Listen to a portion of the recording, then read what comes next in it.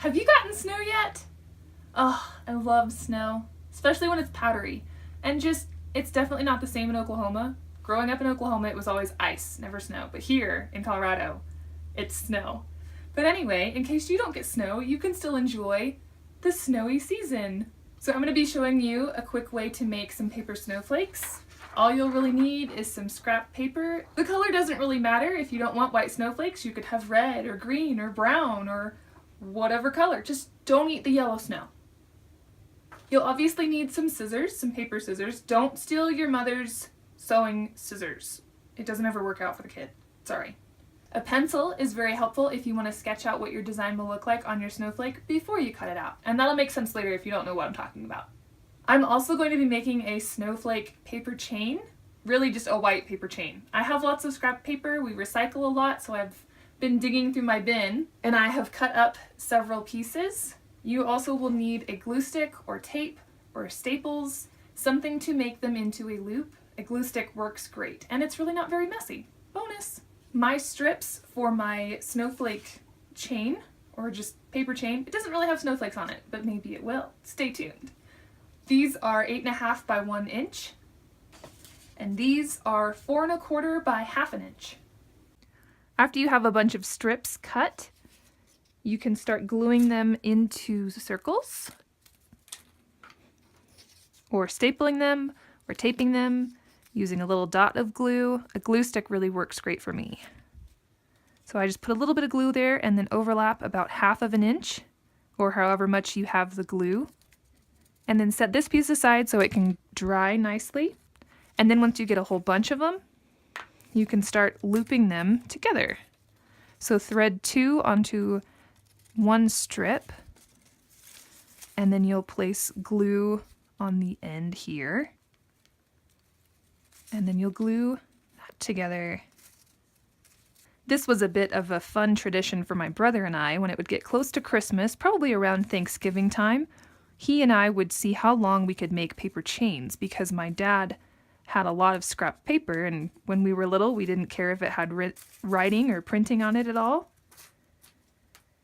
And we had all different colors because my mom is a crafter, so she had all kinds of scrapbook scraps, and we would just cut up strips and then we would staple them or tape them or glue them together.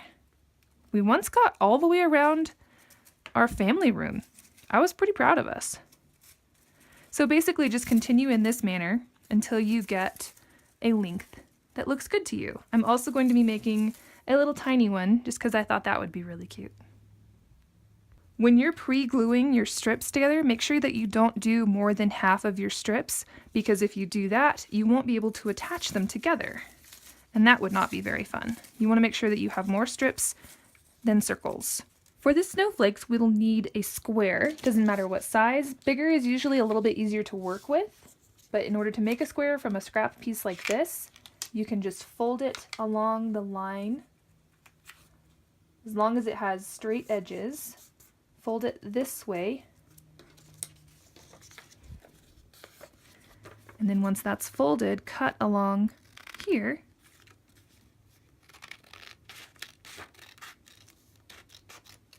And you should have a square. Ta-da! And it's good that we have this fold here because we're actually going to use that when we make our snowflakes. So once you have it folded to this point, we'll fold it again this way, matching up those points. And now we're going to make a little fox or a wolf. So we want to turn it this way, and don't crease it just yet. Give it a second. And then line that up. And try and get both of those to line up both at the edge. And then once you're happy with where it sits, give it a good crease. So now we have a little fox. Here's his nose and here's his ears. We're going to do some surgery on Mr. Fox here. We're going to cut his ears off. So we're just going to cut along this line right here. So now when we open this, it will be somewhat rounded.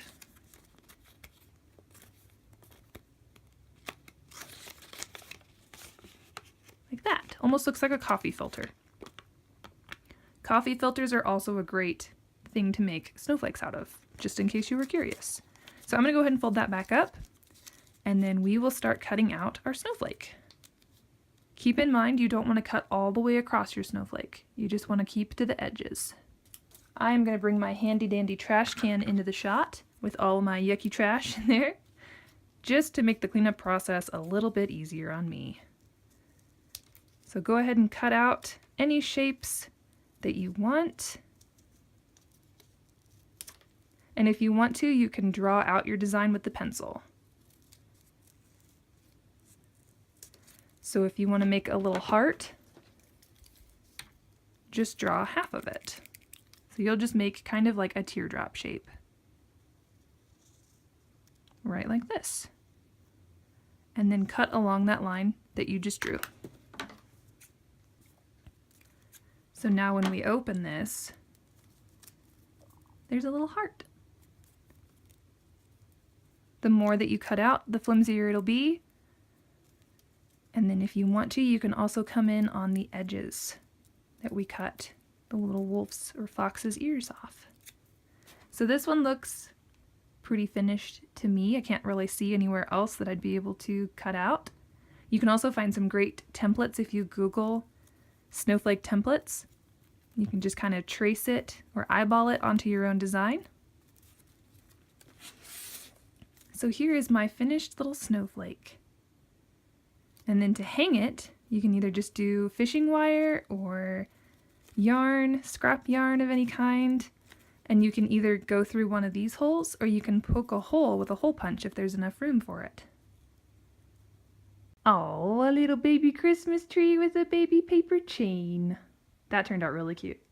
So I finished off my paper chain and I actually decided to hang the snowflakes from it just with some crochet thread. So it's off-white and the chain's white, but oh well. So now all that's left is to hang it up. Ta-da! Now we're living in a winter wonderland. Hooray! Thank you so much for joining me today, and I hope I'll get to see you again tomorrow. Merry Christmas!